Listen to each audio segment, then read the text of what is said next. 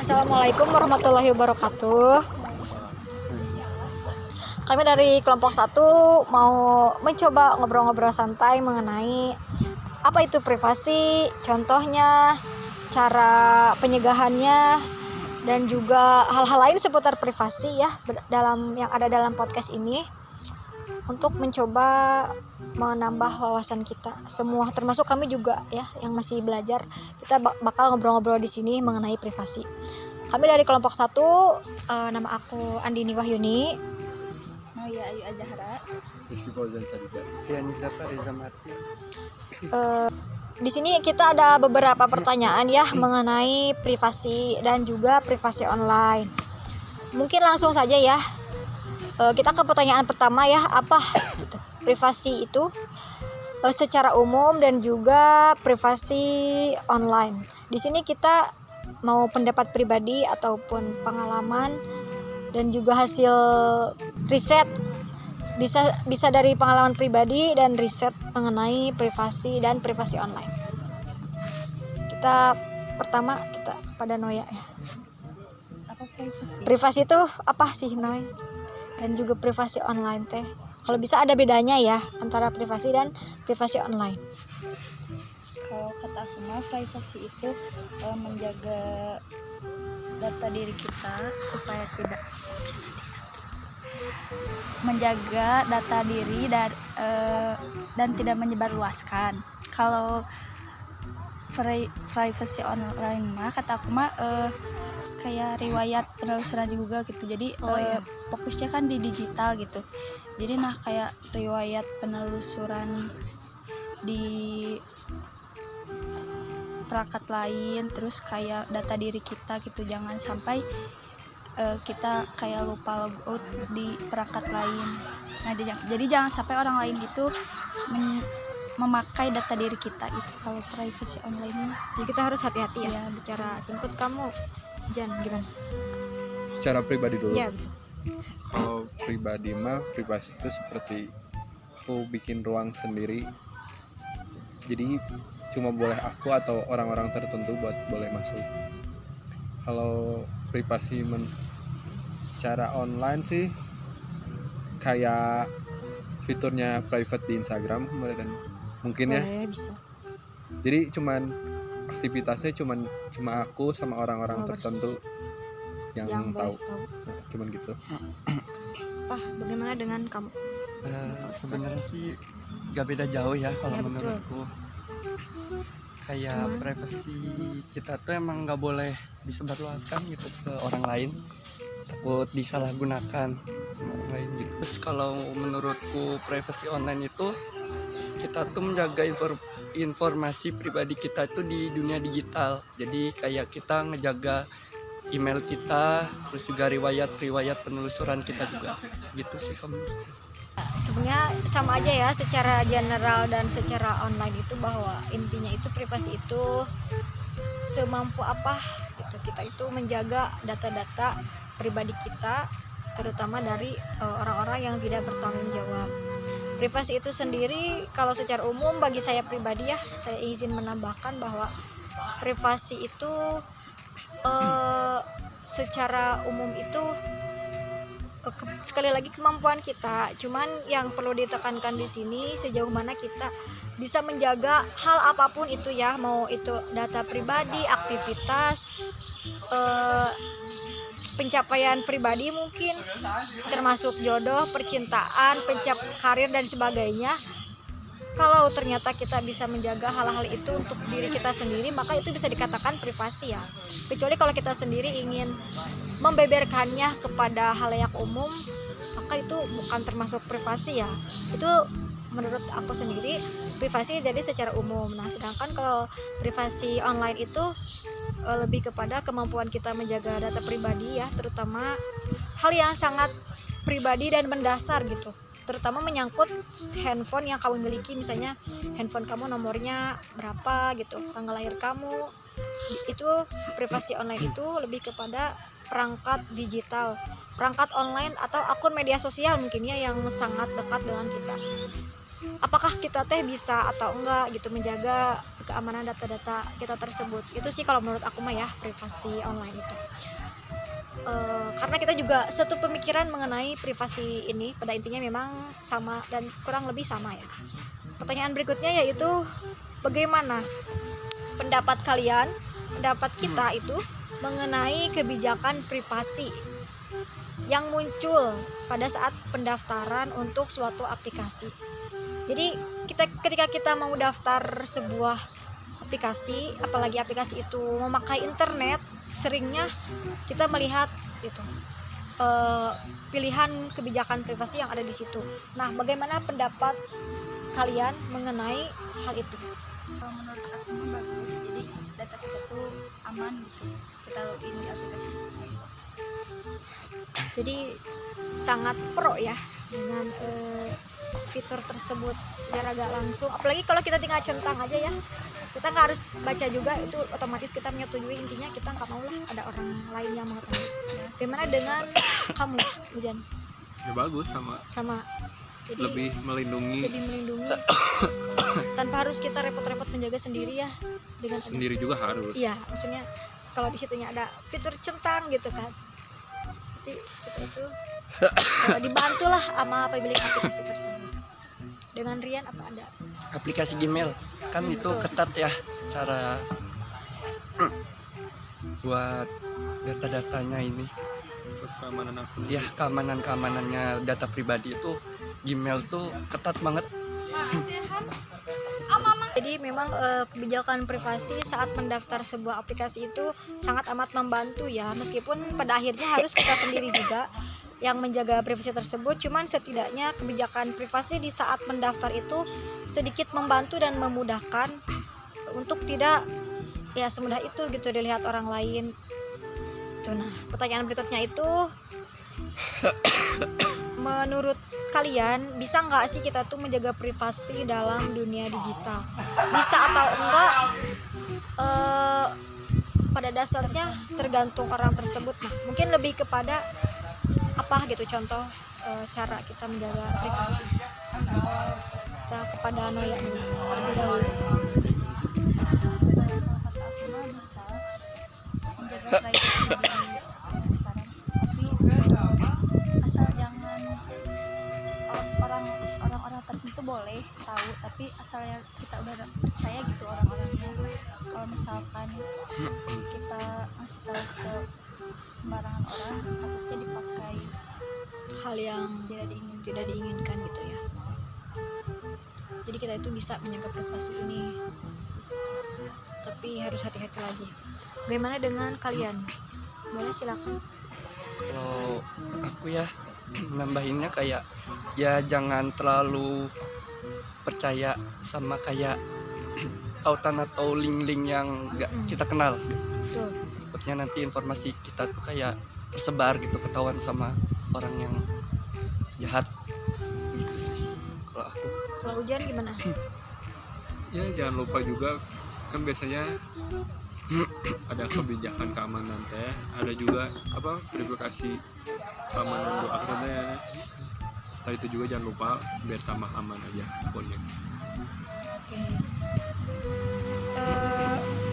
Jadi privasi itu kita tuh bisa ya, kita semua tuh sebenarnya bisa, apalagi kita sebagai pemilik akun itu sangat amat bisa menjaga privasi dalam dunia digital. Tapi sekali lagi kalau menurut aku pribadi ya, privasi itu tergantung dengan siapa ya. Kalau misalnya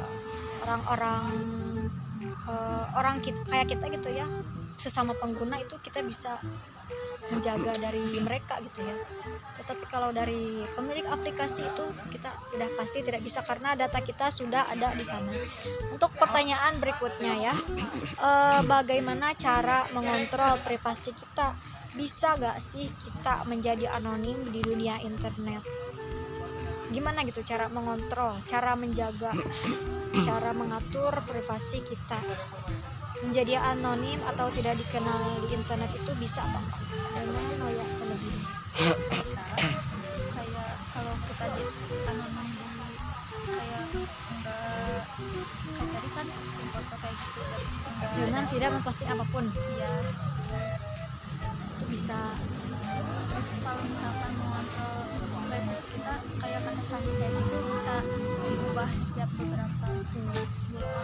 Dan biar misalnya kamu teh minjem HP ke orang, minjemin HP, orang mah aku mah tahu dah password HP si Noya. Nah, dengan Noya mengganti setiap beberapa waktu, orang tersebut teh bisa udah ganti ya ternyata, jadi dia teh nggak bisa sembarangan masuk lagi ke HP-nya Noya.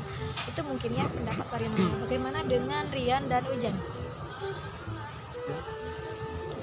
Cara mengontrol privasi dan menjadi anonim di dunia internet. Menjadi anonim gampang, tinggal bikin fake account itu udah jadi anonim ya beli ya. Benar.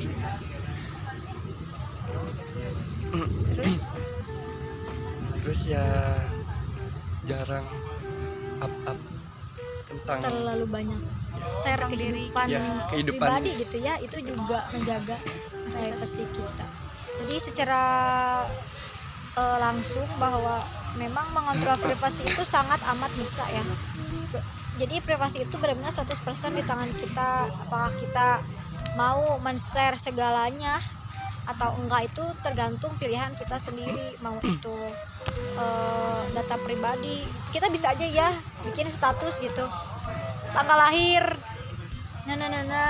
cita-cita, itu kan bebas ya. Jadi gak semua orang mau menjaga privasi mereka. Kalau mereka mau men-share itu, kalau misalnya kan tiap orang beda-beda ya, kalau emang dia mau membagikan hal-hal pribadi dia, ya silahkan saja. Dan privasi di sini bukan hanya tentang data-data pribadi kayak tanggal lahir yang KTP yang seperti itu, tapi bisa juga keseharian juga, itu termasuk privasi ya. Kalau dia mau membagikan ya itu terserah dia aja gitu ya, hak pribadi pengguna internet. Untuk pertanyaan berikutnya, apakah ada contoh kasus pelanggaran privasi di dunia digital dan bagaimana dengan pendapat kalian mengenai kasus tersebut? Jadi contoh kasus yang pernah kalian alami atau pernah kalian lihat mengenai kasus pelanggaran privasi ini. Pada Noya, gimana? Kalau aku kan belum pernah gitu, alhamdulillah. Tapi kalau misalkan orang-orang terdekat pernah kayak misalkan ada link gitu ya, misalkan di WhatsApp. Nah, jadi si link itu teh, kita ngeklik link itu teh kayak langsung si data kita tuh kayak bocor gitu langsung. Misalkan jadi si link itu teh contoh terhubung kayak misalkan ke M-Banking atau kayak Lazada atau Nah, itu teh terjadi sama orang terdekat ya, dimana kita sebagai mahasiswa untuk lebih mengingatkan lagi dan berhati-hati kepada keluarga, terutama orang tua yang kekurangan mungkin ya, kurang banyak informasi mengenai hal-hal seperti ini. Kita sebagai mahasiswa dan anak muda itu wajib memberitahu kepada mereka gitu, karena kalau bukan kita, siapa lagi yang mau ngasih tahu mereka gitu ya. Bagaimana dengan kalian tentang contoh kasus yang pernah kalian lihat atau pernah kalian alami mengenai pelanggaran privasi? Gimana sih? Beli dulu aja. kayak kasusnya hack Bejorka itu Ya. yang kalau nggak salah apa sih kasusnya Bejorka itu, Kayak ngeretas pemerintahan. ya kayak gitu, atas pemerintahan dan lain-lainnya gitu sih. Dan itu tuh karena ada kelemahan dalam sistem keamanannya ya. Ya, Jadi yang kalian dapat dari kasus tersebut itu apa gitu? Pelajaran apa? Ya pelajarannya berarti harus lebih ketat lagi pengamanan dalam mengamankan akun ya. harus hati-hati, lebih hati-hati. Masa sih sekelas pemerintah gitu ya beli? Ya, Bisa kecolongan kayak gitu. benar. Sekelas pemerintah aja bisa kecolongan ya, apalagi kita yang Iya. bukan siapa-siapa, dan ya dimana si keamanan ini tuh sangat amat penting gitu ya. Nah, dari obrolan kita tadi tentunya kita memiliki kesimpulan ya. Kita mungkin menyimpulkan secara sederhana aja berdasarkan apa itu privasi, dan juga pendapat kita, dan juga cara kita untuk menjaga privasi, keamanan privasi tersebut. cara sederhana yang bisa kita lakukan untuk meminimalisir terjadinya penghacken atau mungkin ya, atau apa phishing mungkin ya. Pusing. Cara sederhana yang bisa kita lakukan untuk mencegah terjadinya hal-hal yang tidak diinginkan. Dengan Rian terlebih dulu. Ya, kesimpulan dari aku sih lebih berhati-hatilah untuk menjaga informasi pribadi kita, mau di umum atau mau di privasi online kita lah, di online ya, di digital. Jangan terlalu gampang juga percaya sama orang lain untuk ngasih informasi. Apalagi broadcast yang suka ini ya, beli ngeser-ngeser Iya. nggak jelas. Bener. Itu paling bahaya, sekarang lagi marah. Intinya hati-hati. Intinya mah Intinya hati-hati dalam apapun ya, mau itu link, mau itu orang yang gak dikenal tiba-tiba ngechat ya. Termasuk aku pernah lihat ada kayaknya ini bukan termasuk privasi ya, cuman aku ingin mencantumkan di sini ada orang yang nggak dikenal apa tiba-tiba datang ke rumah buat minta sumbangan gitu ya. Itu emang nggak termasuk privasi, cuman lebih ke apa ya, kalau misalnya kalau misalnya kita TF akan ada rekening kita tuh, itu bisa itu guys, itu guys ketahuan guys, Kan biasanya bintang, jadi si nomor kita semua full. Hah? Oh hanya bintang. Nggak ketahuan kan bintang. Jadi kalau kesimpulan dari obrolan kita kali ini ya, bahwa privasi itu kemampuan kita untuk menjaga hal-hal pribadi ya, tidak hanya berupa data pribadi online, tapi juga kehidupan pribadi mungkin ya. Kalau privasi secara umum itu lebih kepada kehidupan pribadi kita, misalnya keluarga kita, masalah kita, misalnya kita lagi sakit nih, itu juga termasuk privasi kalau kita nggak ngasih tahu ke orang lain. Itu contoh sederhana dari privasi. Begitu juga dengan pencapaian kita, misalnya kita udah punya prestasi gitu, atau mencapai karir tertentu, apapun itu ya yang di kehidupan dunia nyata kita, ketika kita memutuskan untuk hanya kita aja yang tahu dengan keluarga, orang tua aja, maka itu termasuk privasi ya, bukan hanya apa yang ada di handphone. Jadi privasi itu secara umum menyangkut apa saja yang ada di dalam hidup kita, di mana hanya kita aja yang tahu.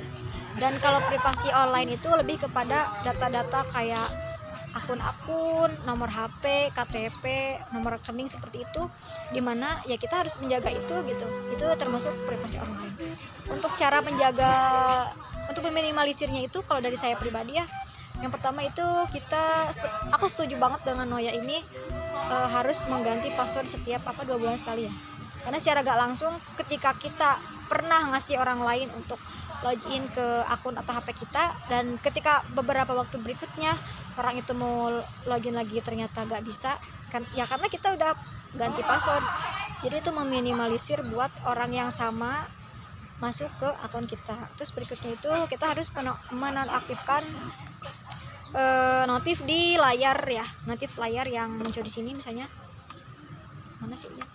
Nah kayak gini ya, kelihatan gak sih? Kayaknya aku nanti liatin situ ya. Ketika kita ya ada notifnya, misalnya Instagram, seenggaknya bisa apa yang bisa dibaca itu, kalau ternyata orang lain bisa dilihat, maka itu udah melanggar privasi ya. Apalagi kalau misalnya chatnya tuh kelihatan gitu, nah itu udah bisa termasuk menyebarkan privasi. Terkecuali bila orang tersebut sendiri yang menyebarkan data mereka, misalnya dia update status atau dia bikin status mengenai chat dengan orang lain. Jadi itu mah lebih kepada bukan, jadi itu gak termasuk privasi kalau dia sendiri yang menyebarkannya. Misalnya dia bikin status lagi chat sama siapa gitu ya, di SS-in di SW gitu ya, di status WA, ya itu karena keputusan dia sendiri ya. Kalau seperti itu tidak masalah ya, selama tidak bermasalah dengan orang yang memiliki akun, maka itu sah-sah saja. Jadi mungkin segitu saja ya bahasan kita di obrolan ngobrol-ngobrol kali ini, dimana kita juga masih belajar ya. Kita memang generasi milenial, tapi untuk pembahasan secara mendalam kita belum kita juga masih proses pembelajarannya, sekali lagi itu masih proses pembelajaran gitu. Jadi bila ada kata-kata yang kurang enakan atau menyinggung pihak tertentu, itu kita mohon maaf ya. Sekali lagi kita hanya ingin mengobrol santai aja mengenai privasi online, terutama untuk memenuhi tugas kuliah kali ini. Jadi mungkin segitu saja dari kelompok kami. Wassalamualaikum warahmatullahi wabarakatuh. Waalaikumsalam.